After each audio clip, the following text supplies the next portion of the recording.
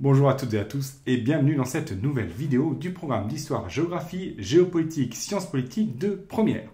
Nous abordons aujourd'hui le thème 1 dans lequel nous allons tenter de comprendre le fonctionnement de la démocratie. Et pour commencer, en introduction, je vous propose de définir la ou plutôt les démocraties. Vous êtes prêts? Très bien, alors allons-y.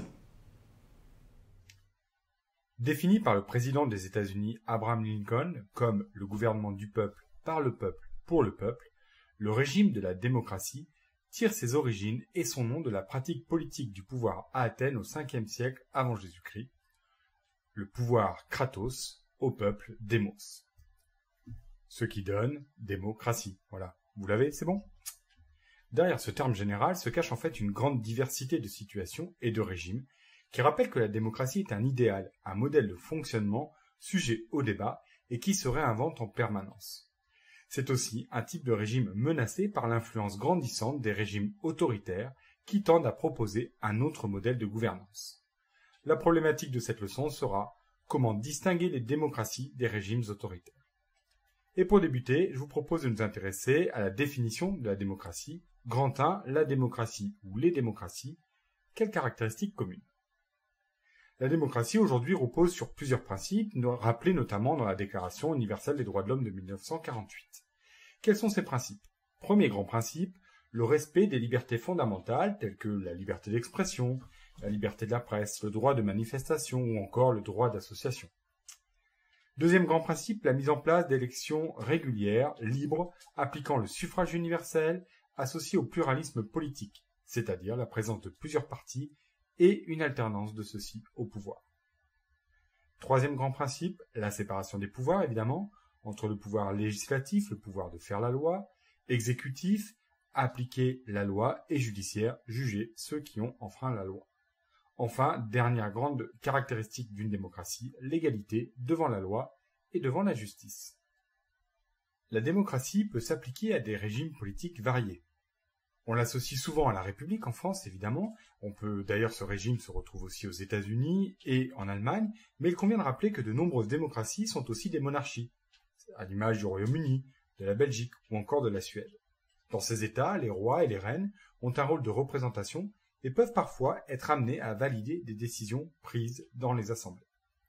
Ainsi, il n'existe pas un modèle de démocratie, mais plusieurs modèles.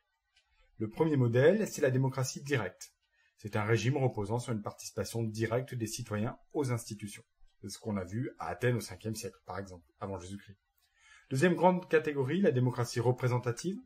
C'est un régime dans lequel les citoyens confient le pouvoir à des représentants, en France les députés notamment, qui l'exercent en leur nom selon un mandat limité dans le temps. Enfin, troisième grand principe, la démocratie participative. C'est un système dans lequel les citoyens interviennent dans une décision politique à la suite de délibérations ou de consultations. Le modèle de la démocratie a largement progressé depuis la fin de la Seconde Guerre mondiale. Victorieuse du nazisme et des régimes totalitaires en 1945, puis de l'URSS et du bloc communiste après 1991, les démocraties occidentales ont donné l'impression d'une diffusion inexorable et inévitable de leur modèle. L'Europe de l'Est, puis l'Amérique latine, l'Afrique et l'Asie ont vu se multiplier les processus de démocratisation. Pourtant, le modèle de la démocratie libérale est en crise et en recul. Les démocraties sont menacées par les régimes autoritaires qui diffusent leur modèle et remettent en cause le principe même de la démocratie. Ainsi, la Russie emploie tous les moyens à sa disposition pour critiquer et fragiliser le modèle démocratique à l'intérieur même des démocraties européennes. La couverture de la crise des Gilets jaunes par la chaîne Russia Today en est une parfaite illustration. Les démocraties sont aussi menacées par les fragilités internes liées à la mondialisation, à l'abstention croissante et à la radicalisation du débat politique. Grand 2, face aux démocraties, les régimes autoritaires. On dénombre une soixantaine de régimes autoritaires dans le monde, avec comme point commun la confiscation du pouvoir par un homme, un groupe ou un parti, le non-respect des droits de l'homme, l'oppression des opposants, la censure des médias, la fraude électorale. Le pouvoir en place s'appuie sur une police politique et l'armée. De fait, l'alternance politique n'est plus possible. Ainsi, le président de la Guinée équatoriale, Teodoro Obiang Nguema Mbasogo, est à la tête du pays depuis 43 ans. Il a d'ailleurs été réélu triomphalement avec 94,9% des voix en 2023, excusez du peu.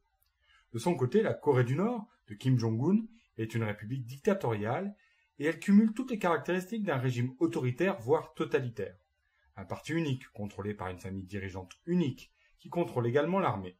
La propagande mise en place prive les habitants de toute forme de liberté individuelle ou collective. Enfin, on estime entre 80 000 et 120 000 le nombre de personnes détenues arbitrairement dans des camps de prisonniers politiques. La Chine, enfin, est le principal pays autoritaire dans le monde, classé 156e pays sur 167 dans l'indice de démocratie, avec une note de 1,94 sur 10, ce qui est pas mal quand même, hein. Je ne sais pas ce que vous en pensez. Entre la démocratie et les régimes autoritaires, il existe une grande diversité de situations, avec des pays qui ne sont ni tout à fait des démocraties, ni tout à fait des régimes autoritaires. Les régimes hybrides se caractérisent par des irrégularités importantes dans les élections, des pressions exercées par le gouvernement sur l'opposition et sur les journalistes, et un recul de l'état de droit. Ainsi, le Maroc de Mohamed VI ou encore la Turquie de Recep Tayyip Erdogan sont considérés comme des régimes hybrides. Au Mexique, par exemple, la toute-puissance du Parti révolutionnaire institutionnel, le PRI, et la corruption très importante, en lien avec le trafic de drogue et les cartels, fragilisent le processus démocratique d'un des pays qui reste les plus violents au monde. Pourtant, la victoire en 2018 d'Andrés Manuel López Obrador, homme politique de gauche, a marqué un tournant important. Certains États sont considérés comme des démocraties imparfaites. Si les libertés individuelles sont globalement respectées et que le processus électoral est satisfaisant, ces États souffrent de forte corruption, de pression importante sur les médias et d'une faible participation politique. Ainsi, la Serbie connaît un processus de démocratisation important en lien avec sa candidature à l'Union européenne. Mais les tensions très fortes avec le Kosovo et la victoire d'Aleksandar Vučić en 2022, admirateur d'Orban et de Poutine, maintiennent la Serbie dans la catégorie des démocraties imparfaites. Pour conclure, on peut donc rappeler que la démocratie reste un principe à défendre. Menacée à l'intérieur par la montée des populismes et l'abstention, la démocratie est aussi remise en cause par de nombreux pays autoritaires. Plusieurs organismes pointent du doigt la dégradation du climat démocratique dans le monde, à l'image de Reporters sans frontières, qui dénonce la multiplication des attaques contre les journalistes, sentiment renforcé bien sûr depuis l'invasion de l'Ukraine par la Russie. L'invasion du Capitole par les partisans de Donald Trump le 6 janvier 2021 ou du palais présidentiel brésilien par les pro-Bolsonaro le 8 janvier 2023 a rappelé la fragilité des modèles démocratiques. Et voilà, nous en avons donc terminé avec cette introduction du thème 1. J'espère que vous savez maintenant parfaitement reconnaître une démocratie, un régime autoritaire ou un régime hybride. Si vous avez des questions, n'hésitez pas, comme d'habitude, à me les poser en commentaire et j'essaierai d'y répondre dans la mesure de mes capacités, bien sûr. Vous pouvez retrouver le cours au format PDF sur mon blog, dont le lien est dans le descriptif de cette vidéo.